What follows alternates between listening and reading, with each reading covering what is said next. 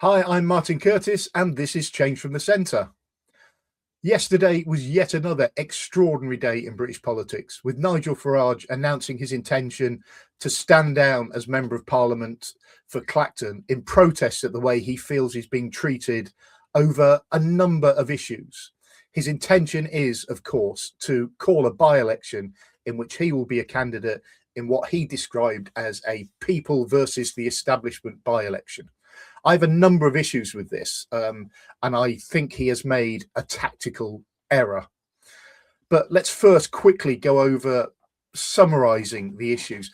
The first issue is he does not like the fact that he is under scrutiny and under challenge for the fact that he has some donations that he received before he was a Member of Parliament that he did not declare. And here's a list of some of the items that he has been found wanting over or under investigation. So the things he was found wanting for were 17 items of earnings, outside earnings, as a Member of Parliament that he did not declare. To be fair, the PSC did say that this was probably not willful neglect. But he's also under investigation for a £5 million donation, personal donation, before the 2024 election, and another one from George Cottrell. These are millions and millions of pounds.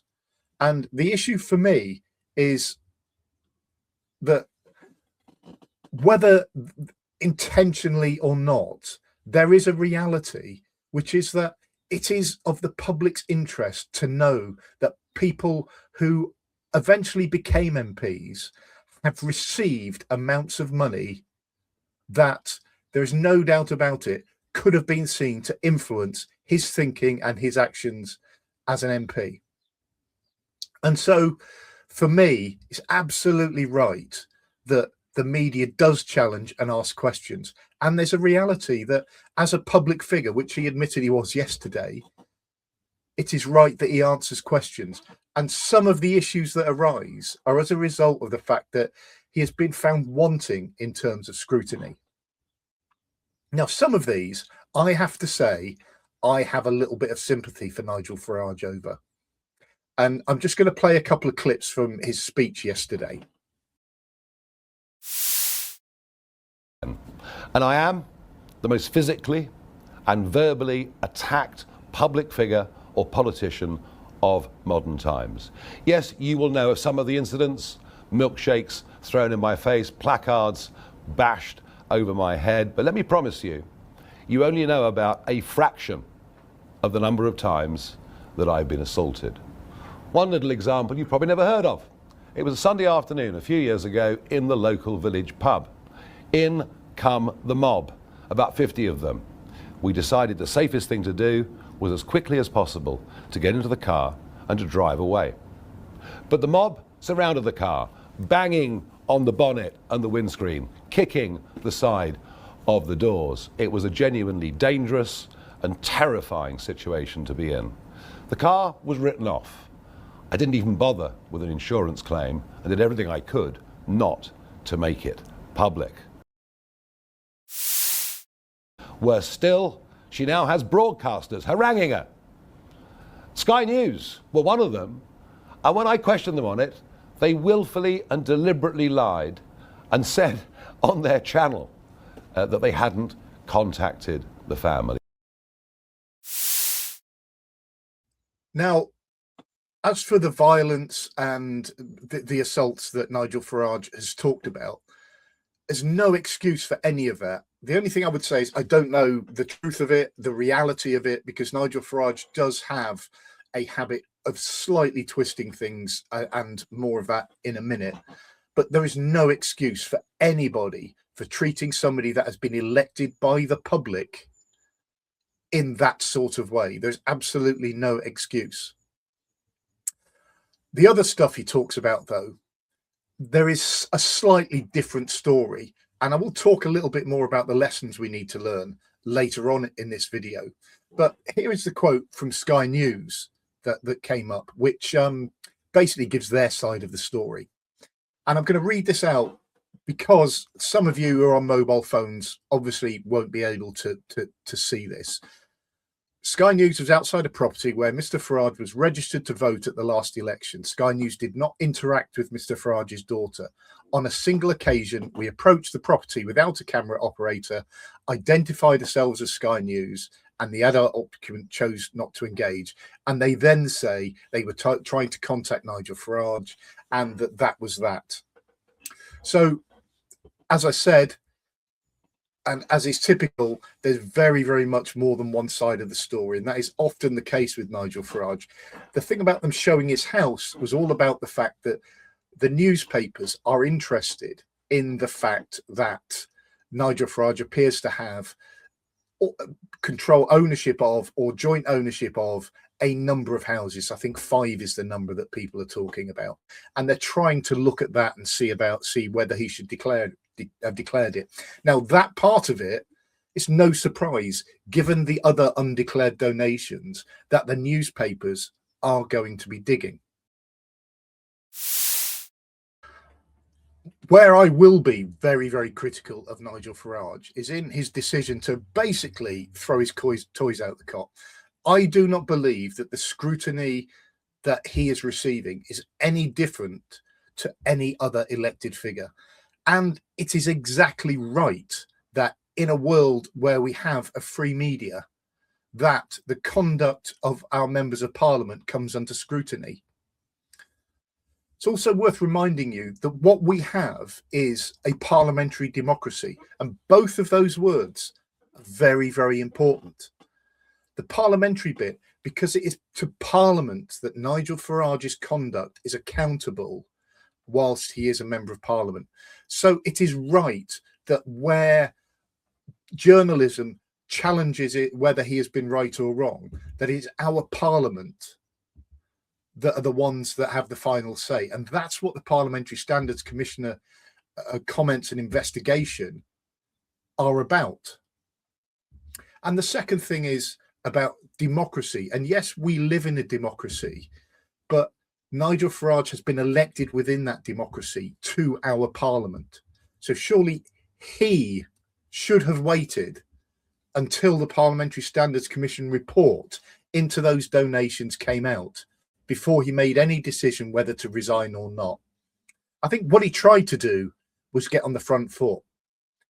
But actually, what I think has happened is he's ended up on the back foot. Because as we know, the major political parties, slightly different tone from Ed Davey and the Lib Dems, but they've basically said that they are not going to stand in this election. Ed Davey has also challenged whether Parliament could deny his right to resign. I'm not sure they can or should, but here's what Kemi Badenoch had to say when she was challenged about it on Sky News this morning. If you thought you had a chance of beating Nigel Farage and getting him out of Parliament, you'd fight this by-election, wouldn't you? I mean, Reform got nearly twice as many votes as you last time. Yes, but we're not fighting 2 by-elections in the same seat. We might not get a second by-election, So we will fight a by-election when a real by-election is called. We are not dancing to Nigel Farage's tune. It has to be said, I thought Kemi Badenoch spoke really well on Sky this morning. Not that she needs my approval, but I thought not just about what she said about Farage, but the way she weaved a couple of other things that the Conservatives have been doing into the conversation and into the challenge that she was receiving, I thought was really clever, because it made it about the Conservatives as much as it was about Nigel Farage. But the question is, was she right to say that the Conservatives would not put up a candidate? And it probably won't surprise you to say this, but I think they were. Not least because this is not an establishment versus the people by-election that Nigel Farage has called, or it wouldn't be if the mainstream political parties were there. If I was to put Nigel Farage into a bracket of people or establishment, I would very, very much put him into an establishment category. He went to a fee-paying school, Dulwich College, I believe it was, and I think the fees at the moment are about £10,000 a term.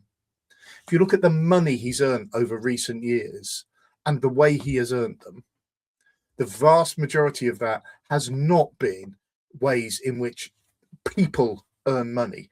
especially getting £5 million donations. So I think she was absolutely right. And the outcome of it is going to be that it is going to be a people versus the establishment election, with the people being represented, strangely enough, by Count Binface, who seems to have become the internet champion for this election. Whether he wins or not is another matter. That's for the people of Clacton. But you've got to remember that there are a lot of people that didn't turn out in Clacton for whatever reason at the general election that might turn out in a local election.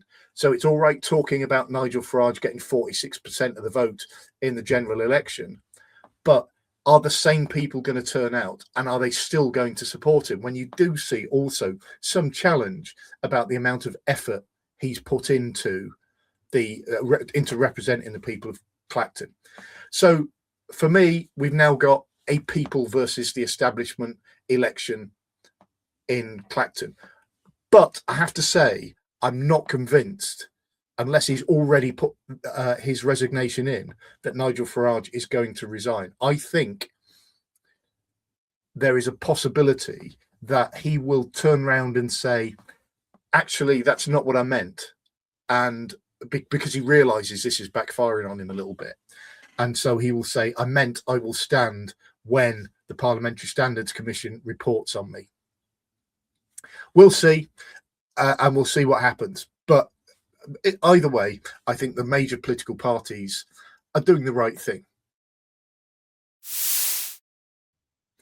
Before I go on to talk about lessons learned, because it's important that people start learning lessons when things like this happen within British politics.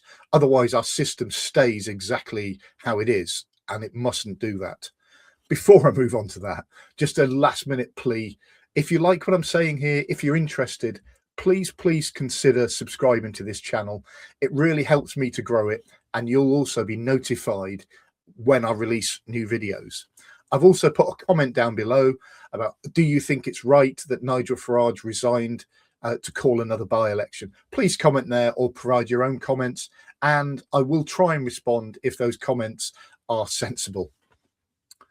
But lessons learned, I think, is really important. The first one is Nigel Farage has pointed at the Leveson inquiry from a few years ago and saying that the media have failed to learn the lessons from Leveson, or have forgotten the lessons, or words to that effect. Maybe we do need to go and have a look at it and ask whether there are lessons we need to learn. Not to say that they have ignored Leveson, because I don't think they have, but maybe we need to think about updating it. There are things I'm really uncomfortable that happen a lot within the media, one of which is doorstepping people when they've done no wrong whatsoever. The other one is this ludicrous situation of journalists screaming questions across the street when they know they're never going to get an answer. There are lots of others as well. But also, this is another case for proportional representation, because where we have politicians grandstanding, you'll always get that. But when they're grandstanding by resigning in the full knowledge that they can just walk away, stand again, cost us $250,000 for a by-election, and then come back again, you have to say that's a system that's not working. Maybe, just maybe, we need to think about what we do within proportional representation, which is where if somebody resigns, you pull in the next person off the list, so that you don't automatically get the person who resigned being able to stand again. I personally think it'd be a much better system. I think you would have to tighten up and rethink some of the recall procedures to make sure that we're not kicking people out for no good, or for no good reason, is what I would say. But I think there's something to think about, and it's yet another reason why proportional representation might be much better for the UK. We can also make a case from this again about something I talk about quite a lot, which is about the need for a written constitution, because a lot of this stuff is guided again by an unwritten constitution, and the role that Parliament has in governing itself at the end of this process is something that I'm very uncomfortable with as well, where it's Parliament effectively that will say whether Farage gets a ban or not. And I think that should be an independent body that is set up and whose procedures are dictated to by a written law. So it's not just about Farage right or wrong. I think Farage has probably got this wrong. It probably won't surprise you from that as somebody that is a self-declared centre ground thinker. But I do think the whole process asks questions that we need to think about. And maybe that's the big lesson that we should take away from this.